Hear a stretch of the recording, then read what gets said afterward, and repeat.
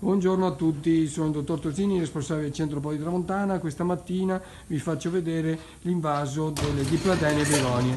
Partiamo dalla macchina invasatrice che riempie i vasi di diametro 14, è tutto automatico, passa questa tapis roulant, vengono presi, portati su questa tavola. Qui troviamo la dottoressa Giovanna Pavarin che segue la prova, dà le disposizioni per l'invaso. C'è l'operatore che prende la piantina in mano, la posiziona nell'incavo del vaso stesso e dà una leggera stretta alla talea radicato. In questo caso abbiamo delle begonie, ok? Siamo all'inizio della prova, vedremo tra 2 mesi circa la serra con tutte queste varietà dei diversi colori.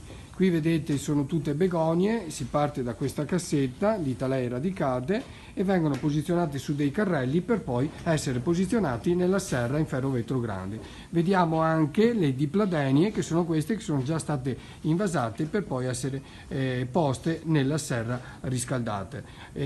Seguiteci per le prossime puntate, vi farò vedere tutte le diverse evoluzioni, poi intervisterò anche la dottoressa Pavarin per chiarirci un po' le differenze che ci sono tra le due specie che quest'anno abbiamo preso in considerazione come prova varietale. Grazie.